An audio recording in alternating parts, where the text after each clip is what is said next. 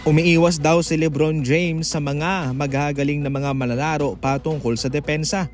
Yan mismo ang sinabi nitong si Nick Young sa podcast ng Gilbert Arena. Ayon kay Nick Young, ito raw ay kanyang napansin sa laban ng Lakers at ng Dallas Mavericks kung saan imbes raw na yung ibang player ang binabantayan nitong si LeBron, si Nudge Marshall daw ang kanyang binabantayan.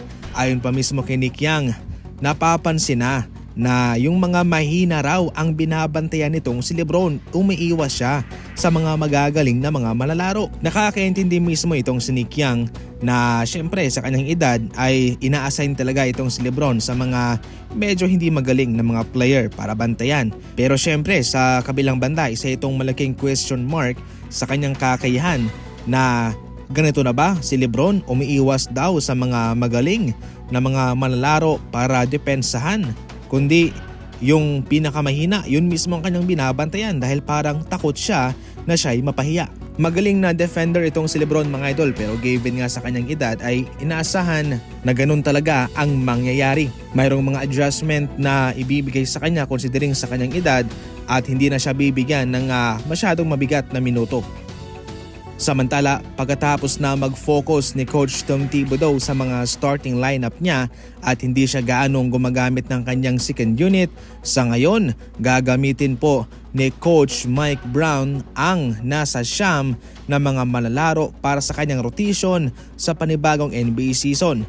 Magaling na coach itong si Coach Mike Brown. Siya ay nakapag-coach na sa Lakers, Golden State Warriors, Cleveland Cavaliers at sa Kings mismo kung saan giniba niya ang drought nito sa playoff for 16 years. Isa rin po itong magandang pagkakataon para sa bangko sa bench ng Knicks sapagkat kahit papano ay mabibigyan po sila ng exposure kung saan sa mga panahon ni Coach Tom Thibodeau ay ipinagkait sa kanila. Samantala sa patuloy na pagiging makunat nitong si Kuminga sa ino-offer ng Golden State Warriors sa kanya sa qualifying offer na kahit papano ay manatili muna siya ng isang season pagkatapos ay magiging free agent siya. Sa ngayon mga idol ay naninindigan talaga si Kuminga na siya'y aalis at hindi na babalik sa Golden State Warriors. At kung hindi pa rin siya maititrade ng Golden State Warriors ay mapipilitan po siyang umupo.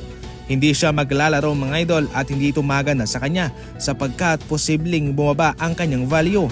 Sa kadahilanang wala pa siyang napapatunayan sa kanyang sarili, hindi pa siya maglalaro, mas lalong babagsak ang kanyang value niyan. Sa ngayon ay maraming gustong sumugal at kumuha kay Kuminga pero tumatakbo ang panahon.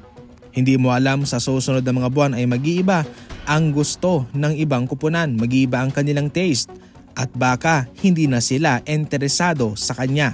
Sa puntong ito mga idol, ang pinaka-the best na gagawin nitong si Kuminga ay kunin na lang lamang ang qualifying offer para at least mananatili siya ng isang taon at pwede rin po siyang mag-request ng trade. Ikaw ano ang komento mo dyan sa pagiging makunat ni Kuminga? I-comment lang.